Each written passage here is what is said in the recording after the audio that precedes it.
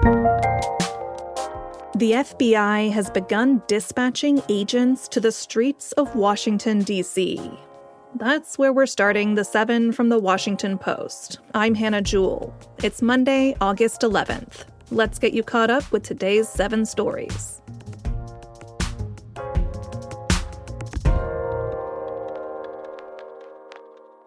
On social media yesterday, President Donald Trump teased a potential crackdown on the nation's capital. Over the years, Trump has repeatedly threatened a federal takeover of Washington, D.C. He has also often complained about the city, making it sound like a very unpleasant place. Here he is just last week talking to reporters at the White House. The graffiti that you see, the papers all over the place, the roads that are in bad shape, the medians that are falling down, the median in between roads that's falling down. We're going to beautify the city. We're going to make it beautiful. Most of all, Trump has portrayed D.C. as rife with violence. That's despite police data that shows a significant decrease in violent crime since 2023. In recent days, the administration also authorized up to 120 FBI agents to work overnight shifts for at least 1 week in D.C. And yesterday, Trump teased a potential clampdown on the city. He said he plans to, quote, immediately clear out the city's homeless population. Trump has previously threatened to call up the National Guard, and he'll be holding a news conference about his next moves in the Capitol today.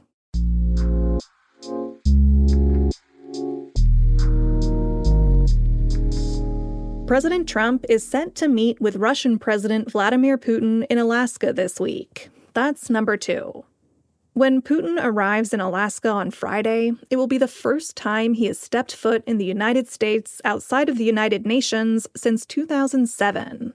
It could be a key moment in President Trump's quest to bring an end to Russia's war with Ukraine. But a peace deal could prove difficult. To end Russia's war, Trump has suggested, quote, some swapping of territories. But Ukrainian President Volodymyr Zelensky said that Ukraine will reject any proposal that involves ceding territory to Russia. Дарувати свою землю окупанту українці не будуть. That was Zelensky on Saturday, saying in a video address that Ukrainians will not give their land to the occupier. The White House has not said whether Zelensky is also invited to Alaska. Number 3. Prominent Democrats are testing the waters for potential 2028 presidential runs. Since the election last year, many Democrats have urged the party to engage with voters and audiences outside the liberal sphere. Recently, some have been doing just that. California Governor Gavin Newsom appeared on a podcast hosted by Sean Ryan. He's a conservative former Navy SEAL. Ryan opened the show by handing Newsom a gun that Newsom declared to be too cool. This is fabulous. You know what? Last thing people would expect is that I respect this gift. Really? I appreciate, yeah, man. I'm not anti-gun at all. I'm for just some gun-safe common sense. Pennsylvania Governor Josh Shapiro, meanwhile, joined a podcast hosted by musician Ted Nugent. He's a pro-Trump activist. But these efforts don't appear to be working just yet. Recent polls suggest that Democrats' problems go far beyond messaging. A Wall Street Journal poll last month showed that the party's image is at its lowest in more than 3 decades. Democrats are still struggling to find what mix of new policies and different messaging would be the most effective. Number 4. Australia is the latest U.S. ally to say it will recognize a Palestinian state. Today, Australia said it will formally recognize the state of Palestine at the UN General Assembly next month.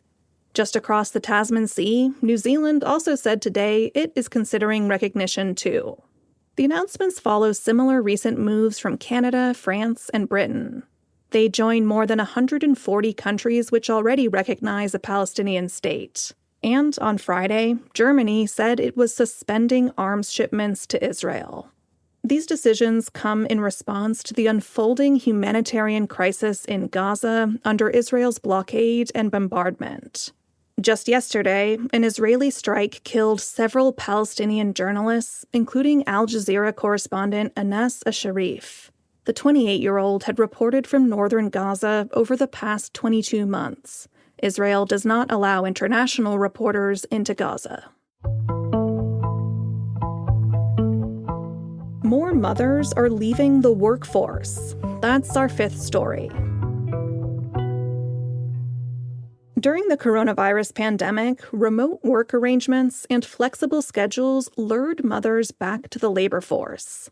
But a new analysis of federal data shows that large numbers of them are leaving their jobs this year.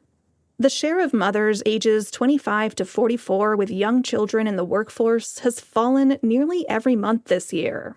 It's dropped by nearly 3 percentage points between January and June. Now it's at the lowest level in more than 3 years. There are a few potential reasons for the decline. One is the end of flexible work arrangements. Major corporations and government agencies are now requiring employees back in the office 5 days a week. Sweeping federal layoffs have also been a setback for women in particular. Some women leaving their jobs also cite changing workplace cultures that they say value women less.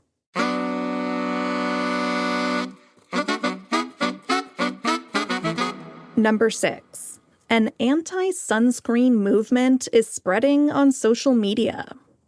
For years, dermatologists and health experts have extolled the value of sunscreen.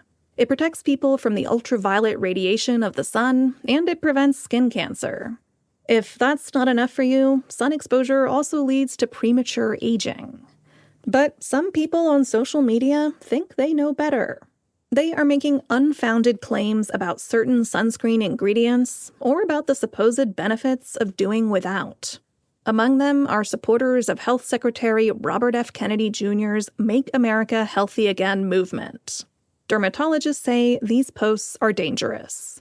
If you're sunscreen dubious, make sure you check out our article laying out the facts. You can find it in today's newsletter. Find a link to that, as always, in our show notes.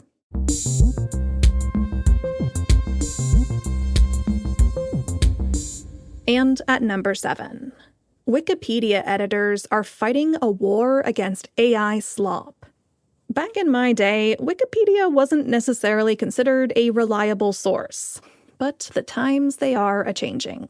The free online encyclopedia has long prized itself on its community and reliability. But it's facing a new threat from suspicious edits, made-up citations, and AI-written articles. Volunteer editors are working around the clock to fight back. And this month, Wikipedia amended a policy to allow editors to quickly junk articles with obvious hallmarks of AI-generated writing. And Wikipedia bans the use of AI-generated images. You may also spot new warning labels flagging AI-generated content.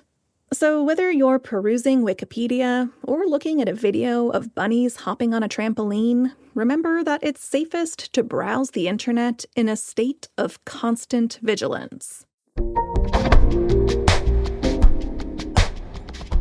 All right, you're all caught up.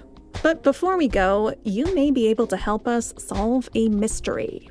If you are listening to us on Spotify and have heard strange skips or repetitions in the show, please send me an email at the7pod@washpost.com. That's the number 7.